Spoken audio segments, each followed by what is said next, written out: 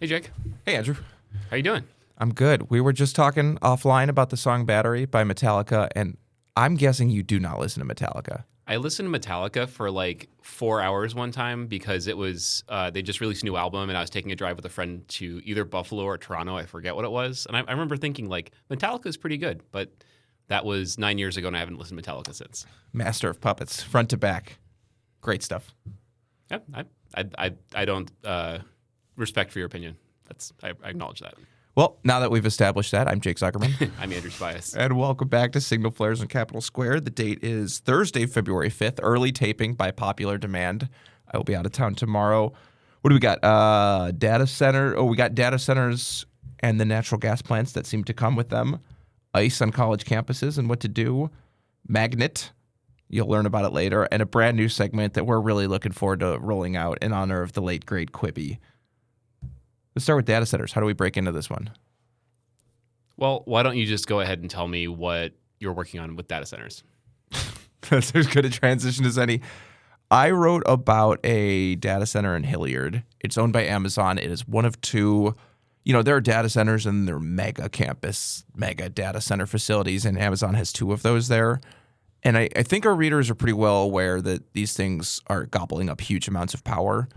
What is new in Ohio and part of a national trend is that these data centers and the people behind them are starting to build quote unquote behind the meter fuel for them. So instead of using the power plants that all of us on the 13-state electrical grid rely on, these data centers, so mostly Google, Facebook, Amazon, et cetera, are just building their own power plants for their own private use.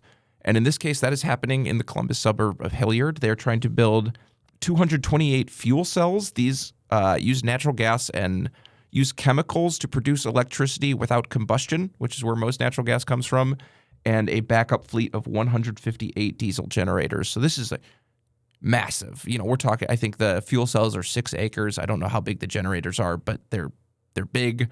So they're just these big power plant operations coming to the little suburban town of Hilliard, Ohio. And I've heard of fuel cells loosely. Is it pretty cutting edge technology? Like, do these kinds of things exist elsewhere?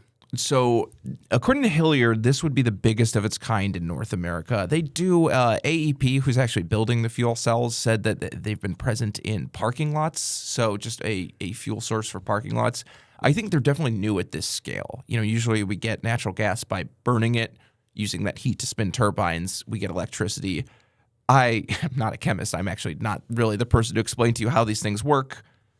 But they do, and they have attracted the concern of the people of Hilliard and the city of Hilliard. Both of them have filed different kinds of legal actions. The city tried a zoning effort. Now they're trying through the courts to block these permits. I interviewed a woman named Annette Singh, who is trying to really use some of the same strategies and really get into the same cases to block this thing. The city is more perturbed by the fuel cells. Ms. Singh and some of the locals are really upset by the diesel generators. These are within about 1,000 feet of a neighborhood. They're close to a school, close to a park. But I guess for me, the big takeaway here is that, A, the local governments seem, at least in some cases, are turning on these data centers, and B, the data centers still seem to be getting what they want. What do you mean they're getting what they want? Well, they're, I guess you'd think about it before you think too hard that, okay, if a local city says they don't want it, then that's it, case closed. But here, Hilliard is saying we don't want it. Some people of Hilliard are saying we don't want it.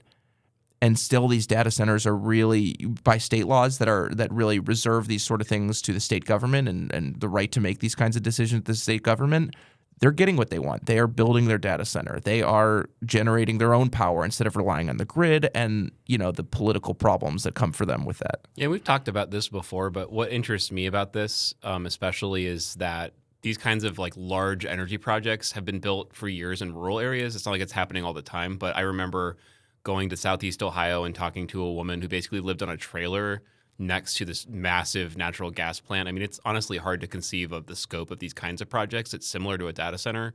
And I could certainly imagine why, if I lived somewhere and they literally built a natural gas plant in my backyard, I'd be pretty concerned. But I feel like those kinds of concerns, either they've been there for forever and people just accept them, or the people who are getting them in their backyards can't really do anything about it. But what's different is that A lot of these data centers, and you might know more about the specific locations of some of these like on-site power plants, but they're happening just kind of dispersed throughout the state. So, people in rural areas are still mad about them now, but then also like the suburbs. Like I just wonder if it's going to kind of set them up for there to be more broad political opposition, because it's not just happening in one corner of the state where people don't have the power to kind of band together and do something about it. Yeah, I think you hit on. There's an interesting class difference at play here. I mean, Hilliard would Hilliard be considered a wealthy area? Yeah. So fast-growing suburban. Hilliard, wealthy area, people who have jobs in the city, maybe have connections to city and state politics, live there. That's just less true in South Ohio and more of the coal communities. So, thing to think about, thing to watch. I believe that the action is due on that Ohio EPA permit that has been challenged soon, and there's another permit that's on the line. So it's just a story to watch in the coming. Who can pull out on top of that? What do we got next? Ice on campus. Yeah, it's so icy right now. It's just like really slippery. It's a problem. Is Wow. that what you mean? No. I'm upset. I'm considering calling off this whole podcast after that joke, but we're just gonna persevere here. What do you want to talk about Amy's story? You want me to? Yeah, go for it. All right, this is from our colleague Amy Morona out of Cleveland, but she wrote a story. She had an interesting question, which is basically what happens if ICE shows up on a college campus. You look at the news today, it seems like completely within the range of the possible. And I guess there are three like overarching responses, or really two, I'd say. Maybe one is some colleges are just saying nothing, and Amy has asked them, has gotten very little. Ohio State has pretty detailed advice for students it's giving out. Examples include what kinds of warrants law officials must present, talking points for students if they're approached by ICE, etc. Cleveland State went even farther. This was privately circulated, but they had a what to do if federal immigration officials visit campus that was obtained by Signal Ohio. Let's see, it describes, I enjoyed this. The document described immigration visits ranging from, quote, routine in nature to, quote, uncommon. And there was an addendum after some of the recent events in Minnesota where they said, quote, campus community members should never physically interfere with an enforcement action or do anything to put themselves in physical danger, even if they believe the government official does not have the lawful right to enter the area without a warrant or consent. Yeah, that sounds to me like starting to get into the concerns about, demonstrations and that kind of stuff. Reminds me of some of the other kinds of issues we've seen in the campuses in the past when that comes to that kind of thing. Mm-hmm. Mm-hmm. What do you think? I mean, what do you think about this kind? What's interesting to me is the way like ICE is almost talked about as a weather phenomenon here. Of like it sort of just comes to town, it leaves town, and there's not a whole lot you could do about it, but prepare and be ready when it does. Yeah, we talked about this last episode, but I spent some time reporting in Springfield lately, which is just kind of the direct experience I have talking to members of the community. Because like on the one hand, ICE has been operating for a while now, and I just kind of personally known that they do immigration enforcement. And you just kind of hear about it. Obviously, it's taken on a whole new tenor in the last year as the Trump administration has ramped it up and gone to places where typically the policy was to not conduct enforcement operations, places like college universities and schools and stuff like that. So, but what I took away from talking to people in Springfield was that there's sort of like the first level of concern about maybe I have political concerns about what this policy, I oppose it, I think it's wrong, I don't want people to be deported. There's that sort of like, level. And then there's the other level of I'm afraid of getting caught up in this personally or people that I know. And so I imagine campuses that have a large international student base, perhaps a little smaller than it used to be, or just like racial minorities, things like that. It seems really, I could totally see that schools would want to just address anxiety that people might have. And, it's very similar to some of the guidance you see at public schools where we do know that there's been a lot of examples of ICE, going to school drop-offs for parents picking up their kids and stuff like that. So it seems really prudent to me. Like I said already before, it's interesting that they're also kind of like telling people to try to be on good behavior. I wonder if that's like a workplace issue too, that they're thinking the professors and staff might be worried too. But anyway, what do you think? Yeah, I mean, I guess it is a bit strange to me because you think of college campuses, we have visas specifically for people who want to come here to go to school. So you'd think that it's actually a lower chance of immigration enforcement, but who knows, just given the way ICE is operating these days. Yeah, I quickly read, and there's some examples of them staging at universities. I don't know about instances of them doing actual like operations and stuff like that. So, but yeah. Yeah. Well, thing to watch, good story, signalohio.org, and check it out from Amy Morona. Let's see. We've got one last big block here. Andrew, you wrote about Magnet. What is it? Yeah, how do they work? Is that joke still salient, or have I dated myself? No, I laughed. I don't know the reference, but I did laugh. It's an Insane Clown Posse song, Jake. Like those poet laureates of days past. I was not ready for ICP on the pod. Yeah, read a book, Jake. So Magnet. Oh, I made the mistake of not writing down what the acronym is. So it has the word manufacturing in it and network. I forget what the ones in the middle are. So maybe you keep going here. I'll stop tap dancing. You can do some crack research, but so it's the Magnet is the affiliate in Cleveland. The overall program is called the Manufacturing Extension Program. This is did you find out what Magnet? It is the Manufacturing Advocacy and Growth Network. Kudos to people who come up with those kinds of acronyms. Good work. But so the Manufacturing Extension Program is a pretty small program. Basically, it takes gets a significant portion of its funding from the federal government. It allots the money to regional affiliates who basically their task is to try to promote manufacturing, try to go to schools and try to get kids interested in manufacturing jobs, try to help manufacturing companies develop best practices and remain competitive and stuff like that. It's been around for a long time, but the federal government pulled the plug on it in December. The state got a notice from the U.S. Commerce Department that administers it that their money was going to be suspended, and they cited a audit that there are a whole bunch of things in it. Kind of like the gist of it was that they found that they were misstating the state costs because the amount of money that the state gets from the federal government is dependent on the cost. So if you report the costs wrong, then you get more money from the federal government than you're entitled to.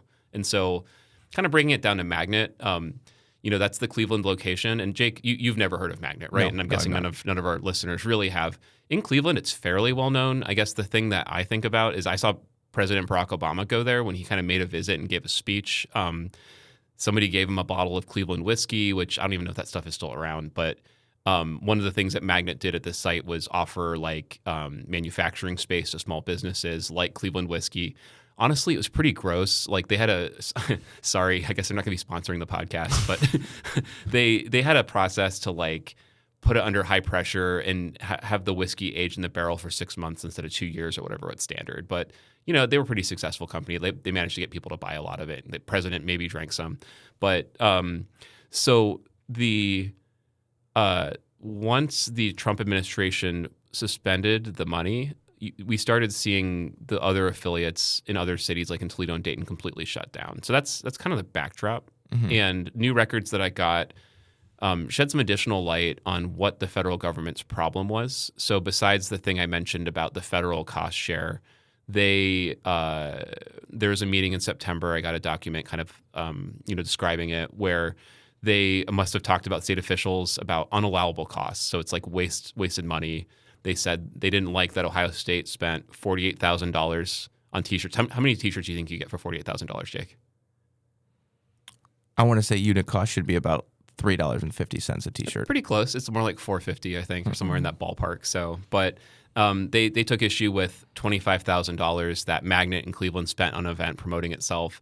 The thing that kind of raised my eyebrows the most was that they flagged a $250,000 contract that Magnet awarded to a board member's. So the board member was an Ohio State professor and also did this work, which on its face sounded pretty bad. Although when I actually talked to Magnet and the professor who did this work, they said the state picked it and that Magnet was kind of just more like a functionary. And so it wasn't like they picked their own guy to do this. The state did it first and handed it off. So, but I did this story. It'll be on signalohio.org because when the program got the plug pulled on it, we got a lot of complaints from elected officials and business leaders. They kind of described being blindsided. I'm not sure how blindsided you can be when this audit has been going on for years, but maybe they didn't realize that they were at risk of having the plug pulled on the program.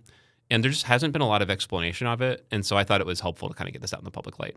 So what I wanted to ask you, Jake, is do you think, is this story about the Trump administration, killing a beloved program? Or is it about, actually, does it sound like the state was doing the wrong thing? Where do you fall down on that? The thing is, I don't know. It's hard having, when you think back to early 2025 when there were just government agencies being shut down wholesale, and you had Doge going in places and seemingly just firing everyone.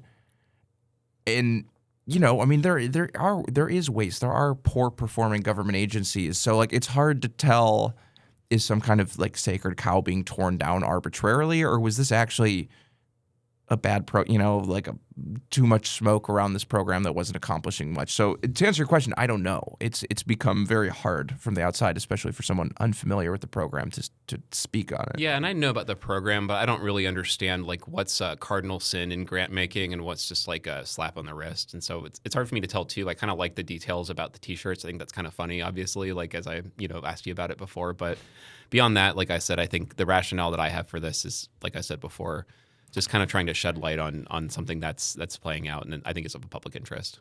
All right.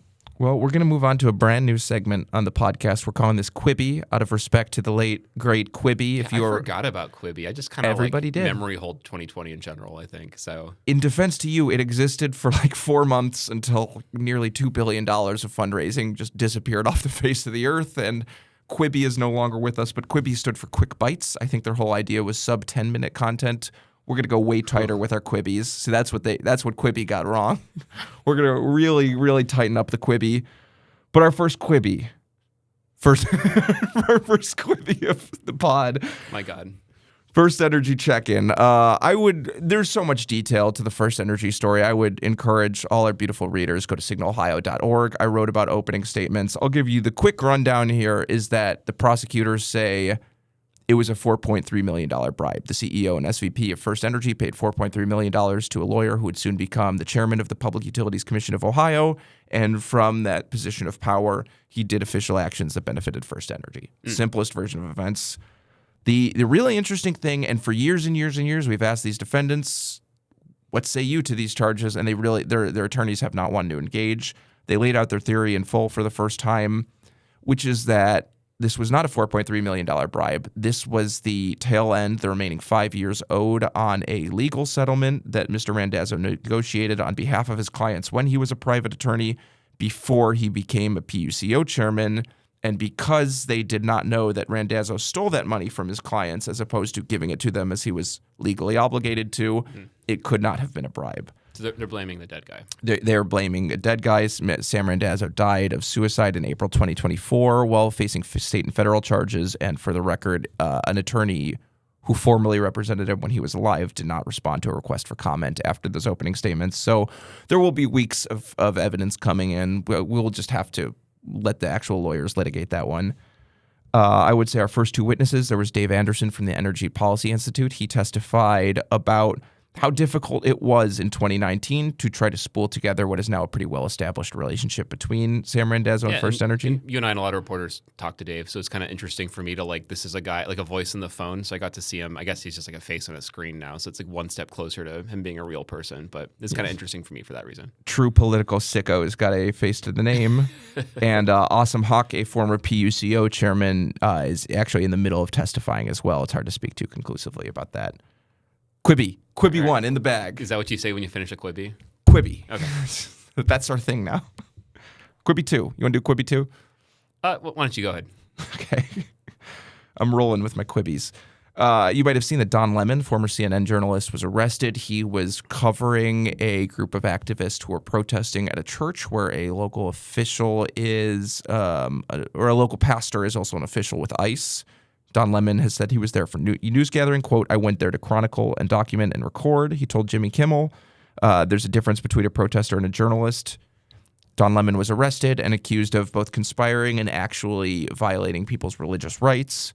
Why do we bring this up on this Ohio podcast? Because one of the prosecutors on that case is Orlando Sanza. Am I pronouncing that right? Orlando Sanza.